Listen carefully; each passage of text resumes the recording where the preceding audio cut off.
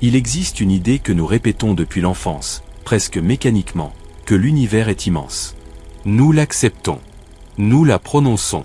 Mais nous ne la ressentons pas vraiment. Puis une image est apparue. Une image si petite dans le ciel qu'elle pourrait être cachée derrière un grain de sable tenu à bout de bras. Une région presque vide, insignifiante, choisie précisément parce qu'elle ne semblait rien contenir. Et pourtant, lorsque le télescope spatial James Webb a regardé ce fragment minuscule de l'obscurité, il n'a pas trouvé du vide. Il a trouvé des milliers de galaxies. Des milliers. Chacune contenant des centaines de milliards d'étoiles. Chacune plus vaste que tout ce que notre imagination avait appris à tolérer. Mais ce n'est pas seulement la quantité qui dérange les astronomes.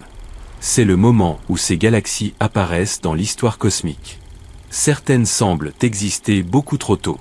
D'autres semblent déjà matures, structurées, impossiblement grandes pour un univers supposé encore jeune. Comme si la réalité avait commencé avant le début officiel. Si vous aimez explorer une science qui ne se contente pas d'informer, mais qui transforme votre perception de l'existence, abonnez-vous maintenant, car ce que James Webb a révélé n'est pas seulement une question de distance. C'est une question de place. Notre place. Car lorsque l'échelle réelle de l'univers devient visible, quelque chose change silencieusement en nous. Et ce changement est irréversible. Nous commençons. Pendant des décennies, les astronomes ont observé des régions du ciel qui semblaient presque vides. Des zones où, même avec des instruments puissants, très peu d'objets apparaissaient. L'idée était simple. Si nous voulions comprendre l'univers profond, il fallait regarder là où il semblait ne rien y avoir. Car parfois, le silence révèle plus que le bruit. Le télescope spatial Hubble avait déjà tenté cette approche dans les années 90 avec ce que l'on appelle aujourd'hui le Hubble Deep Field. Une image devenue historique. Mais James Webb voit plus loin. Beaucoup plus loin. Sa sensibilité infrarouge lui permet de détecter la lumière qui a voyagé pendant des milliards d'années, étirée par l'expansion de l'espace lui-même. Une lumière si ancienne qu'elle a commencé son voyage lorsque les premières structures cosmiques se formaient. Lorsque Webb a capturé son premier champ profond, les astronomes ont immédiatement compris que quelque chose était différent. Les galaxies n'étaient pas seulement nombreuses. Elles étaient anciennes, massives, complexes. Certaines semblaient déjà contenir des trous noirs gigantesques. D'autres présentaient des signatures chimiques indiquant la présence d'éléments lourds, signe d'une évolution stellaire déjà avancée. Cela signifiait une chose troublante. Le temps disponible pour former ces structures semblait insuffisant. Comme si l'univers avait accéléré son propre développement. Ou comme si notre compréhension du début cosmique était incomplète. Cette simple image a donc transformé une question classique en une interrogation beaucoup plus profonde. Non pas combien de galaxies existent, mais combien de temps l'univers a réellement eu pour devenir ce qu'il est aujourd'hui. Et plus nous regardons ces images, plus une sensation étrange apparaît. Le vertige. Car chaque point lumineux représente une structure contenant potentiellement des milliards de mondes. Des milliards d'histoires. Des milliards de possibilités. Et tout cela, dans une région du ciel qui semblait vide. Lorsque les premières analyses des images du télescope spatial James Webb ont commencé à être publiées, une impression étrange s'est répandue dans la communauté scientifique. Ce n'était pas simplement l'émerveillement habituel qui accompagne chaque nouvelle découverte cosmique. C'était une hésitation, une pause inhabituelle. Car certaines galaxies observées semblaient trop développées pour l'époque à laquelle elles existaient. Selon le modèle cosmologique standard, l'univers est né il y a environ 13 milliards et 800 millions d'années. Dans ces premiers instants, il n'existait ni étoiles, ni galaxies, ni structures complexes. Seulement une soupe chaude de particules et de rayonnements. Les premières étoiles ont commencé à apparaître plusieurs centaines de millions d'années après ce commencement. Les premières galaxies se sont formées progressivement, à mesure que la gravité rassemblait la matière. Ce processus est lent. Il nécessite du temps pour que les étoiles naissent, vivent, meurent et enrichissent leur environnement avec des éléments plus lourds comme le carbone, l'oxygène et le fer. Mais Webb a révélé des galaxies massives qui semblent exister lorsque l'univers avait à peine quelques centaines de millions d'années. Certaines possèdent déjà des structures organisées. Certaines semblent contenir des quantités de matière équivalentes à des galaxies modernes. Et certaines montrent des signatures chimiques qui suggèrent plusieurs générations d'étoiles déjà passées. Cela pose un problème simple, mais profond. Comment un univers aussi jeune a-t-il pu produire des structures aussi matures aussi rapidement? Si les observations sont correctes, deux possibilités émergent. La première est que la formation des galaxies a été beaucoup plus rapide que prévu. Peut-être que les premières étoiles étaient extrêmement massives, brûlant leur énergie à une vitesse intense et enrichissant l'univers plus tôt que nos modèles ne l'avaient anticipé. La seconde possibilité est plus troublante. Peut-être que certains aspects fondamentaux de notre compréhension cosmique doivent être révisés. Car si les premières structures apparaissent trop tôt, cela signifie que les conditions initiales de l'univers pourraient avoir été différentes de ce que nous imaginons.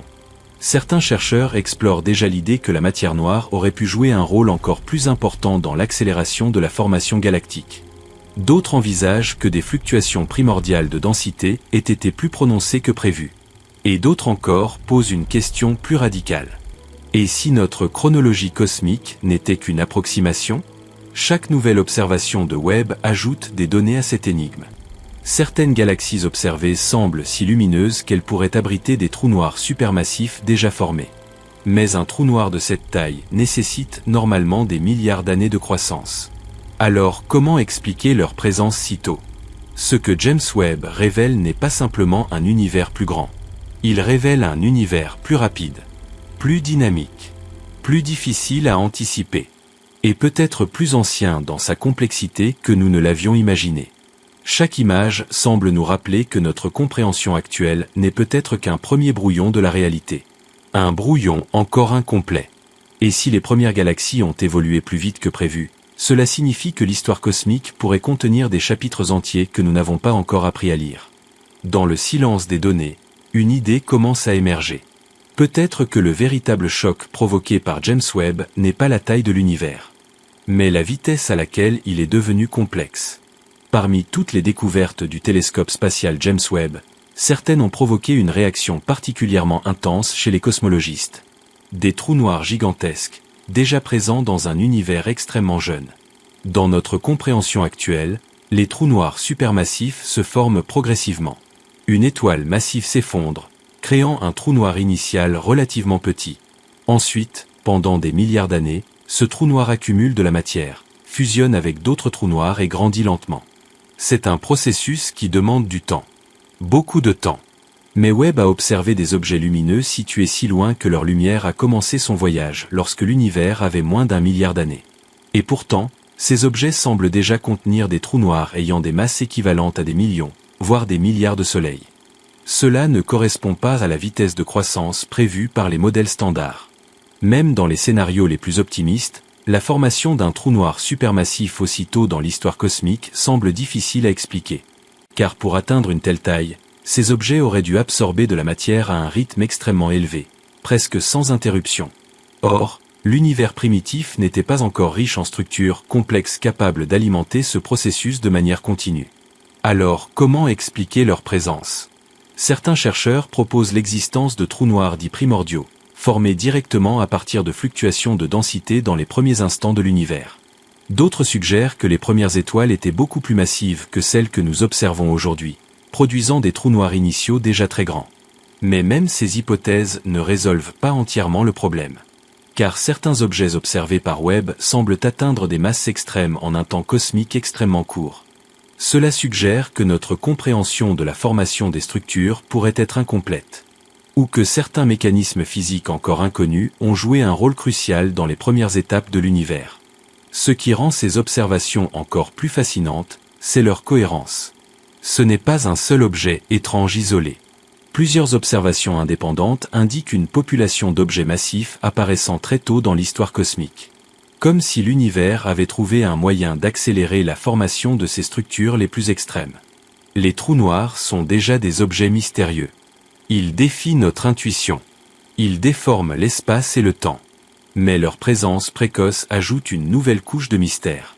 Car ils semblent indiquer que la complexité cosmique a émergé plus rapidement que prévu. Et chaque fois que nous pensons comprendre leur origine, une nouvelle observation vient élargir l'énigme. Peut-être que les trous noirs ne sont pas seulement les conséquences de l'évolution cosmique. Peut-être qu'ils ont joué un rôle actif dans sa structuration dès le début. Certains modèles suggèrent même que la formation rapide de trous noirs pourrait avoir influencé la formation des galaxies elles-mêmes. Comme si ces objets avaient servi de noyau gravitationnel, accélérant la croissance des premières structures. Si cela est vrai, alors les trous noirs ne seraient pas simplement des points finaux de l'évolution stellaire. Ils seraient des architectes silencieux de l'univers primordial. Et plus nous observons loin dans le passé cosmique, plus cette possibilité semble plausible. James Webb ne nous montre pas seulement un univers plus vaste. Il nous montre un univers plus intense. Un univers où les phénomènes les plus extrêmes apparaissent plus tôt que prévu. Et cette découverte soulève une question troublante. Si des structures aussi massives existaient déjà à une époque si reculée, combien d'autres surprises attendent encore dans l'obscurité cosmique? Depuis près d'un siècle, une idée fondamentale guide notre compréhension du cosmos. L'univers s'étend. Les galaxies s'éloignent les unes des autres, emportées par l'expansion de l'espace lui-même. Plus une galaxie est distante, plus elle semble s'éloigner rapidement.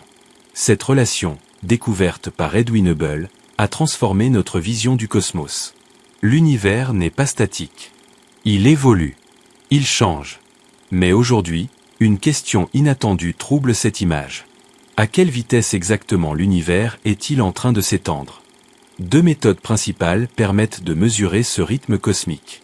La première consiste à observer des étoiles particulières appelées céphéides, ainsi que des explosions stellaires connues sous le nom de supernovas de type Ia. Ces objets agissent comme des repères lumineux, permettant de mesurer les distances entre les galaxies proches. En comparant ces distances à la vitesse à laquelle ces galaxies semblent s'éloigner, les astronomes peuvent calculer le taux d'expansion actuel. La seconde méthode remonte beaucoup plus loin dans le passé. Elle utilise l'observation du fond diffus cosmologique, une lumière très ancienne émise lorsque l'univers avait seulement quelques centaines de milliers d'années. Cette lumière contient une empreinte des conditions initiales du cosmos. En analysant ces variations extrêmement subtiles, les scientifiques peuvent déduire le taux d'expansion attendu aujourd'hui selon le modèle cosmologique standard. Pendant longtemps, ces deux méthodes semblaient converger vers une même valeur. Mais ce n'est plus le cas. Les mesures modernes indiquent une différence persistante entre les deux résultats. Un écart suffisamment important pour suggérer que quelque chose nous échappe. Ce phénomène est aujourd'hui connu sous le nom de tension de Hubble. Et James Webb joue un rôle crucial dans cette énigme. Grâce à sa précision exceptionnelle, Webb permet de mesurer les distances cosmiques avec une exactitude encore jamais atteinte. Ces observations confirment que la divergence entre les deux méthodes ne disparaît pas. Au contraire, elle devient plus difficile à ignorer. Si ces mesures sont correctes, cela pourrait signifier que certains aspects fondamentaux du modèle cosmologique doivent être ajustés.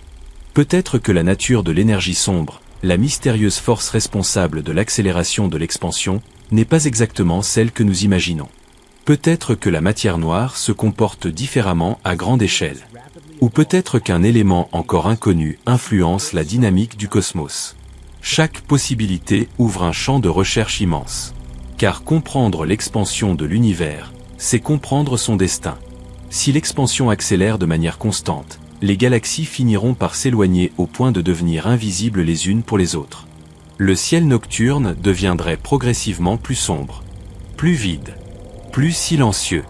Mais si notre compréhension actuelle de cette expansion est incomplète, alors notre vision du futur cosmique pourrait l'être aussi.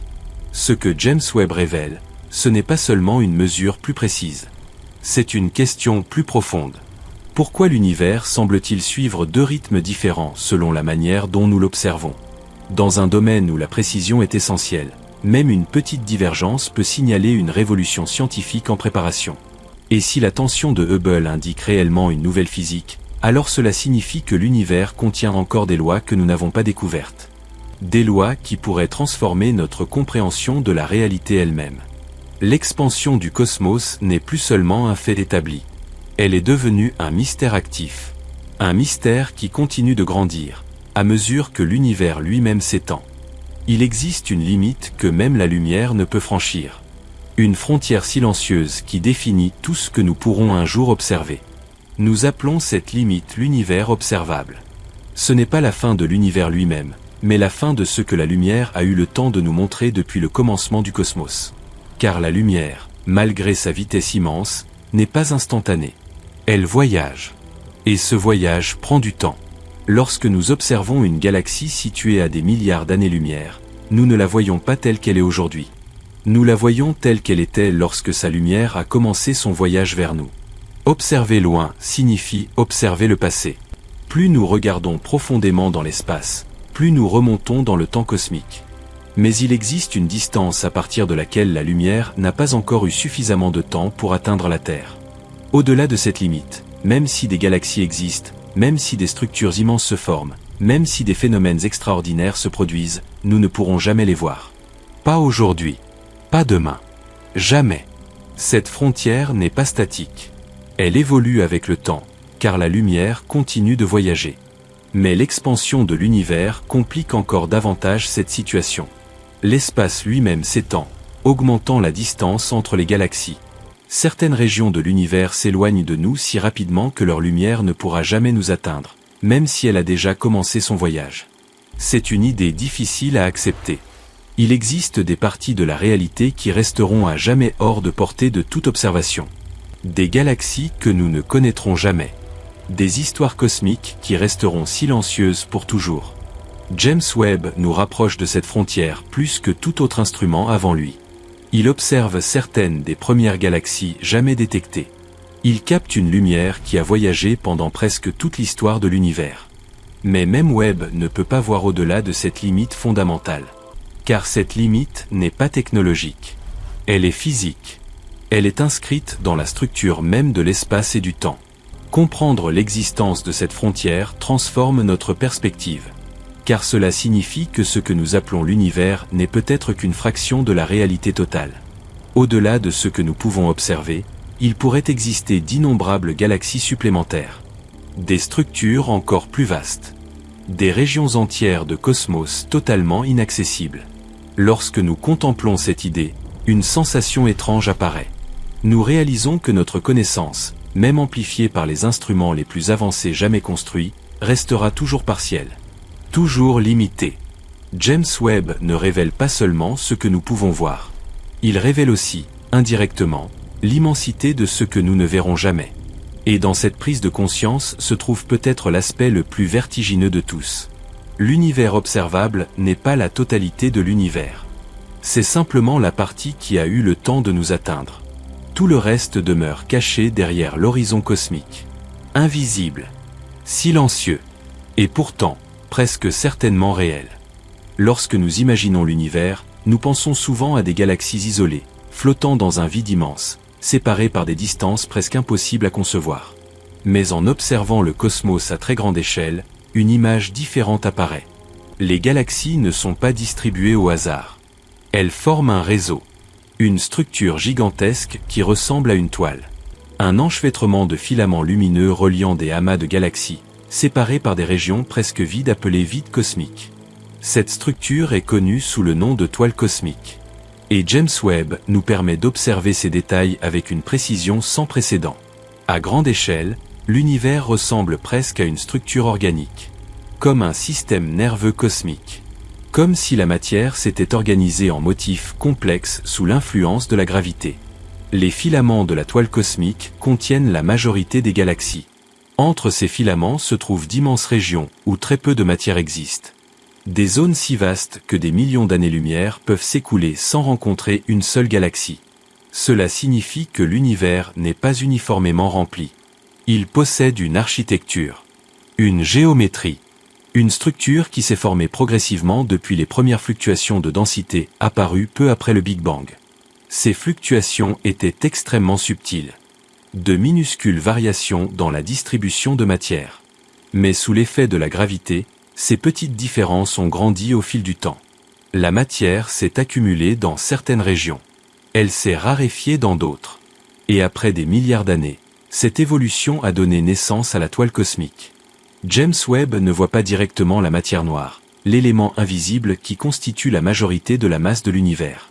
Mais il observe les galaxies qui se forment le long de ces filaments.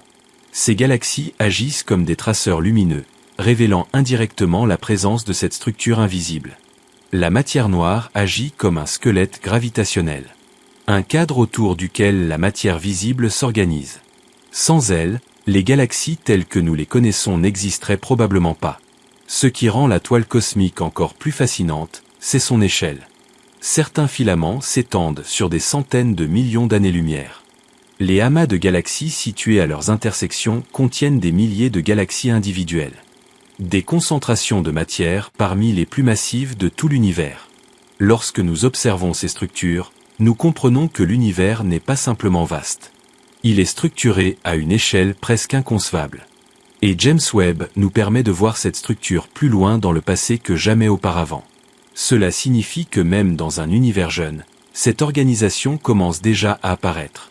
La toile cosmique ne s'est pas formée récemment. Elle a commencé à émerger très tôt dans l'histoire cosmique.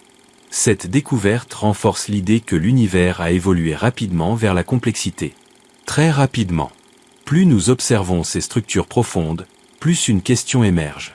Pourquoi l'univers possède-t-il une architecture aussi élégante? Pourquoi la matière se distribue-t-elle selon ses motifs spécifiques?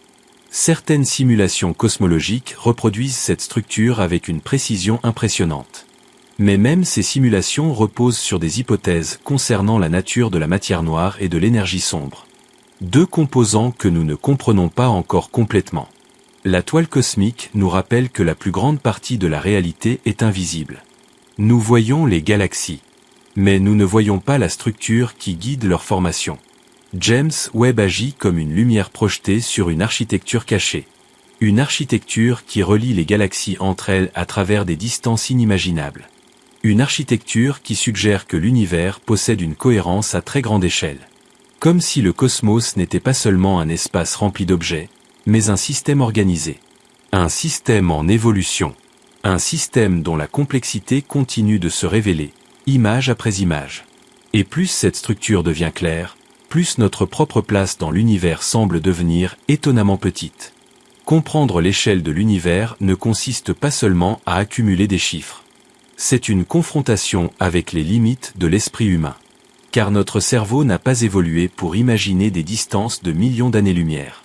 Il a évolué pour naviguer dans des environnements limités, où quelques kilomètres représentaient déjà un voyage important. Même la distance entre la Terre et le Soleil dépasse ce que notre intuition peut réellement ressentir. Et pourtant, cette distance n'est qu'une fraction minuscule de l'échelle cosmique. La lumière, qui se déplace à une vitesse d'environ 300 000 km par seconde, met plus de 8 minutes pour atteindre la Terre depuis le Soleil. 8 minutes. Mais pour atteindre l'étoile la plus proche, cette même lumière doit voyager pendant plus de 4 années. Et pour traverser notre galaxie, la Voie lactée, il faudrait environ 100 000 années-lumière. 100 000 années. Et la Voie lactée n'est qu'une galaxie parmi des centaines de milliards d'autres. Certaines galaxies observées par James Webb se trouvent à des distances si immenses que leur lumière a commencé son voyage avant même la formation de notre système solaire. Avant la Terre. Avant la vie. Avant toute histoire humaine. Observer ces distances, c'est regarder profondément dans le passé. Mais c'est aussi confronter une réalité difficile à intégrer. Nous ne voyons pas l'univers tel qu'il est. Nous voyons une archive lumineuse. Une mémoire cosmique. Chaque photon capturé par James Webb transporte une information ancienne. Une information qui a traversé l'expansion de l'espace pendant des milliards d'années avant d'atteindre nos instruments. Cela signifie que certaines des galaxies que nous observons aujourd'hui ont peut-être déjà changé radicalement, ou même disparu. L'univers visible est un mélange de présent et de passé. Une mosaïque temporelle. Un paysage construit à partir de différentes époques superposées. Ce que James Webb révèle n'est pas seulement une grandeur spatiale. C'est une profondeur temporelle. L'échelle réelle du cosmos ne peut pas être représentée par une simple image ou une simple comparaison. Chaque tentative de visualisation finit par se heurter à une limite cognitive. Les nombres deviennent abstraits. Les distances deviennent symboliques. Et pourtant, ces distances sont réelles. Mesurées, observées, confirmées. Il existe des régions de l'univers si éloignées que même si nous voyagions à la vitesse de la lumière, le trajet durerait plus longtemps que toute l'histoire de l'humanité. Et même ce voyage ne couvrirait qu'une fraction de l'univers observable. Face à cette immensité, une sensation paradoxale apparaît. D'un côté, nous nous sentons incroyablement petits, presque insignifiants à l'échelle cosmique. Mais d'un autre côté, quelque chose d'extraordinaire devient évident. Une petite espèce apparue sur une planète ordinaire a réussi à construire des instruments capables de mesurer l'histoire de l'univers lui-même. Nous avons appris à lire la lumière ancienne, à interpréter les signaux venus de milliards d'années dans le passé, à transformer l'obscurité en connaissance. James Webb n'est pas seulement un télescope. C'est une extension de la curiosité humaine.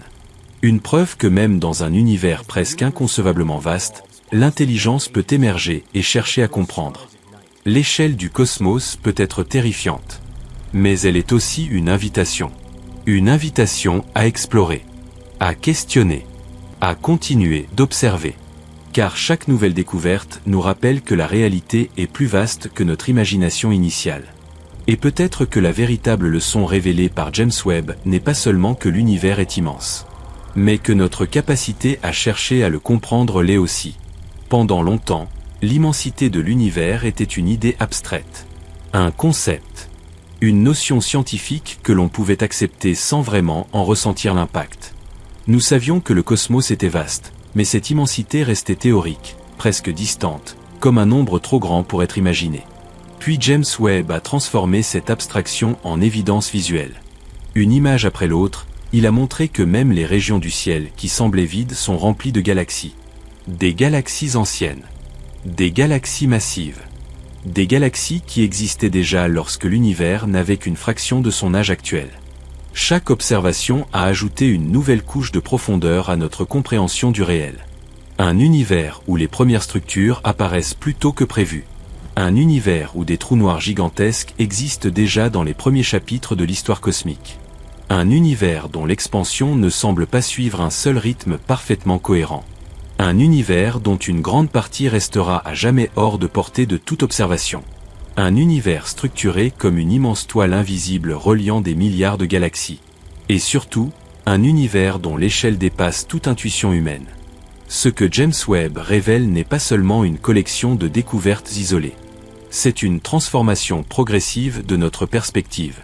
Nous réalisons que la réalité est plus vaste que les modèles que nous utilisons pour la décrire. Plus ancienne dans sa complexité, plus dynamique dans son évolution, et peut-être plus mystérieuse que tout ce que nous avions imaginé. Chaque fois que l'humanité a construit un instrument plus puissant, nous avons découvert que l'univers était plus profond que prévu, plus riche, plus surprenant, comme si chaque réponse ouvrait la porte à des questions encore plus fondamentales. Ce sentiment peut être déstabilisant, car il nous rappelle que notre compréhension du cosmos est toujours en construction, toujours provisoire, toujours ouverte à révision. Mais il contient aussi une forme d'émerveillement rare. Nous vivons à une époque où il est possible d'observer la lumière qui a voyagé pendant presque toute l'histoire de l'univers. Nous vivons à une époque où la technologie permet de mesurer la naissance des premières galaxies. Nous vivons à une époque où la frontière de l'observable recule lentement, image après image. Et peut-être que la véritable signification de ces découvertes n'est pas seulement scientifique. Elle est existentielle. Car lorsque nous comprenons l'échelle réelle du cosmos, nos préoccupations quotidiennes semblent soudain plus petites. Mais notre curiosité semble plus grande. Nous réalisons que nous faisons partie d'un univers en évolution. Un univers dont l'histoire s'étend sur des milliards d'années. Un univers où la conscience a émergé suffisamment longtemps après le Big Bang pour commencer à observer sa propre origine. James Webb ne nous montre pas seulement des galaxies lointaines. Il nous montre une vérité silencieuse.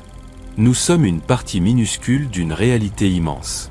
Mais nous sommes une partie de cette réalité capable de la comprendre. Et peut-être que c'est cela, le point le plus extraordinaire. Dans un univers presque inconcevablement vaste, quelque chose a évolué qui peut regarder le ciel et poser des questions. Le télescope spatial James Webb continue de collecter la lumière ancienne.